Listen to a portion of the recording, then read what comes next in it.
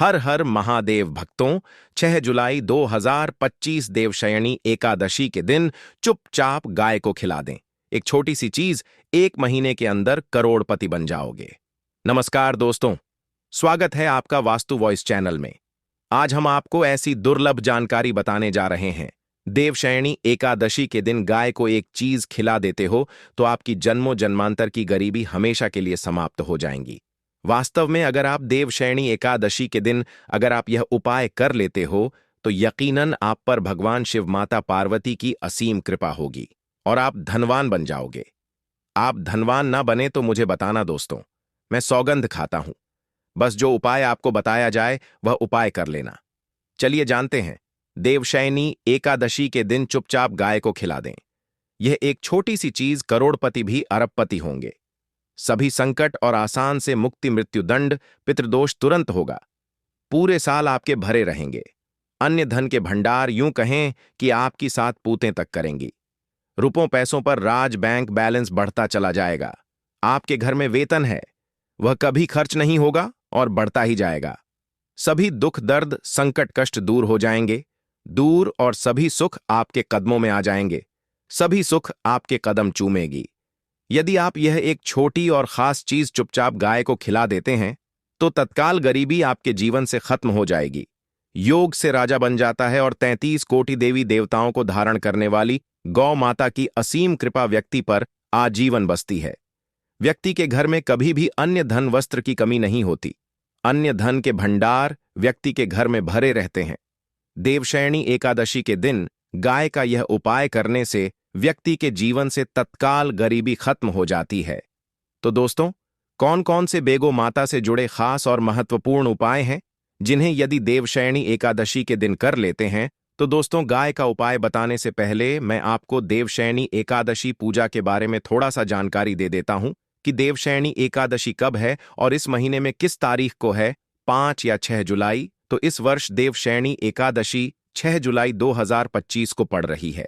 देवशयनी एकादशी एक महत्वपूर्ण हिंदू त्योहार है जो भगवान विष्णु के शयन काल की शुरुआत का प्रतीक है। यह एकादशी आषाढ़ मास के शुक्ल पक्ष में पड़ती है। कहा जाता है कि इस दिन भगवान श्री हरि विष्णु योग निद्रा में चले जाते हैं और धरती का पूरा कार्यभार भगवान भोलेनाथ के हाथ में सौंप जाते हैं। उसके बाद 4 महीने बाद भगवान श्री हरि विष्णु योग निद्रा से बाहर आते हैं। चलिए अब देवशयनी एकादशी का थोड़ा सा महत्व भी जान लेते हैं। भगवान विष्णु का शयन काल। देवशयनी एकादशी से भगवान विष्णु 4 महीने के लिए शयन काल में चले जाते हैं। चातुर्मास की शुरुआत। देशों ने एकादशी के चातुर्मास की शुरुआत होती है जो कि 4 महीने तक चलती है। पुण्य और सभ्यता। देवशयनी एकादशी का व्रत रखने से पूर्ण और सभ्यता की प्राप्ति होती है। देवशयनी एकादशी की पूजा विधि के बारे में भी थोड़ा सा आपको हम बता देते हैं। इस दिन व्रत रखना काफी ज्यादा शुभ माना जाता है।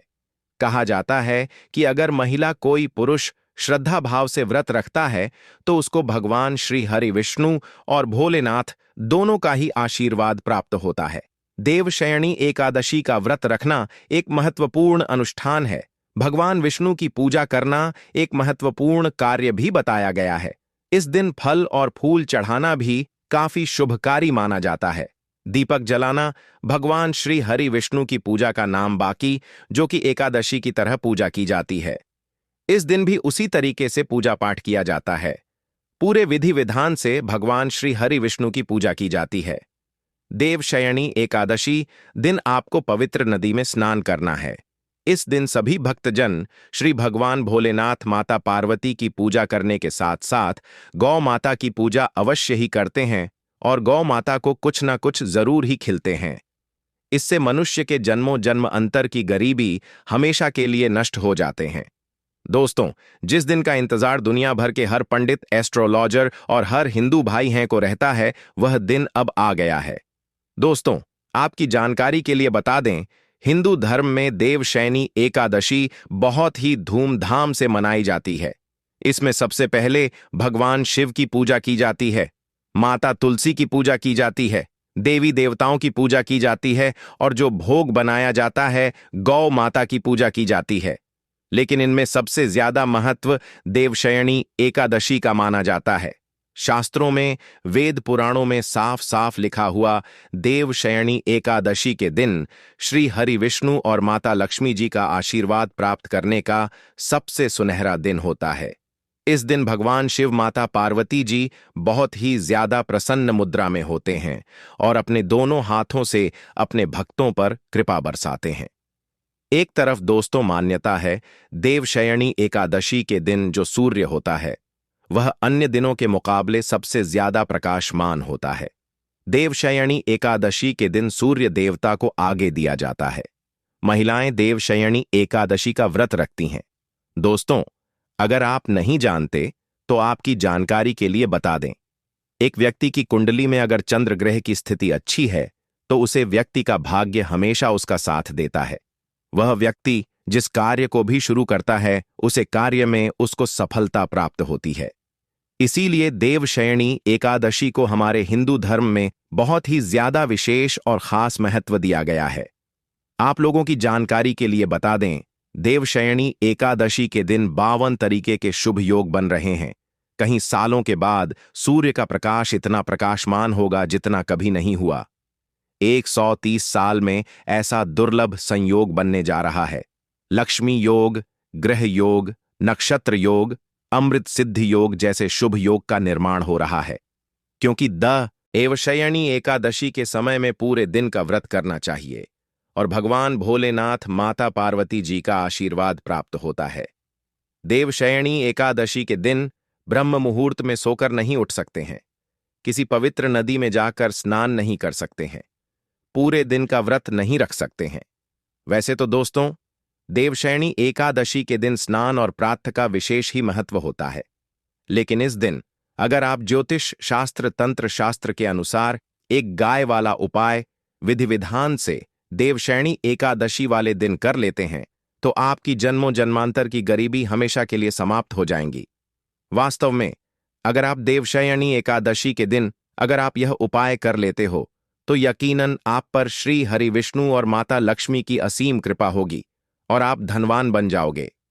इस दिन सभी भक्तजन श्री हरि विष्णु तथा माता लक्ष्मी की पूजा करने के साथ साथ गौ माता की पूजा अवश्य ही करते हैं और गौ माता को कुछ न कुछ जरूर ही खिलते हैं।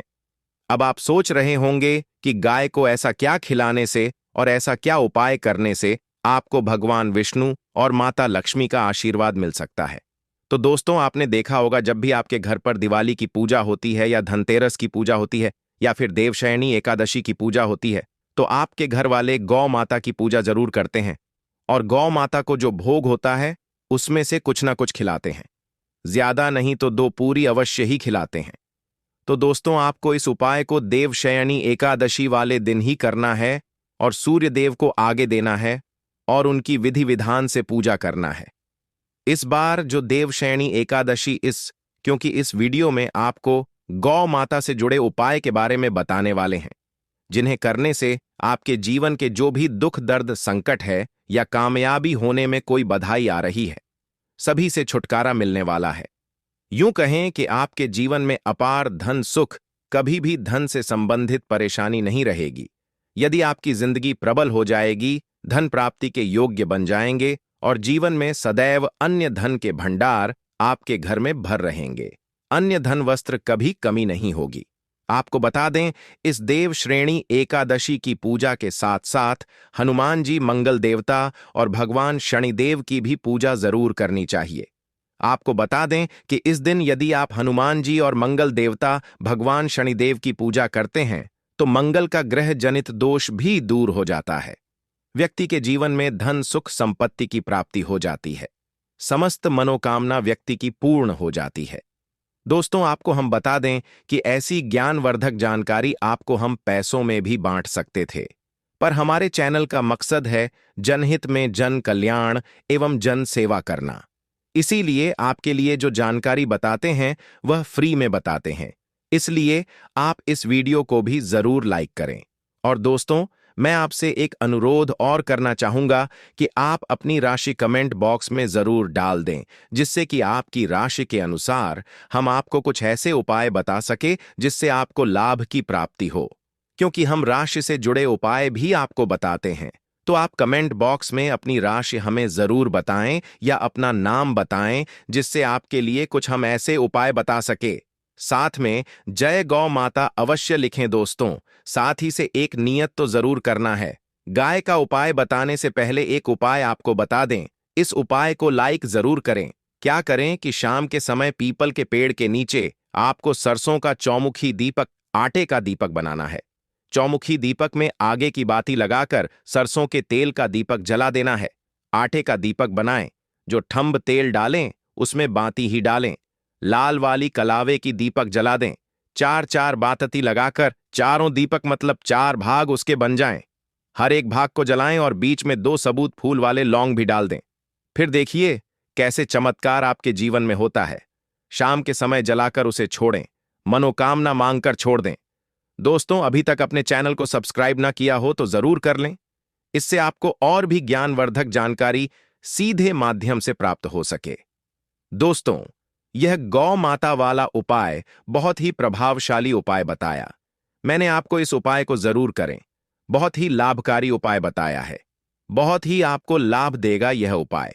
और अब बात करें गौ माता से जुड़े कौन कौन से उपाय आपको इस दिन मतलब गाय से जुड़े, जिन्हें करने से व्यक्ति को 7 पीढ़ियों तक बैंक बैलेंस की कमी नहीं होती, दुख, दर्द, संकट, कष्ट दूर हो जाते हैं और सभी सुख व्यक्ति के कदमों में आ जाते हैं।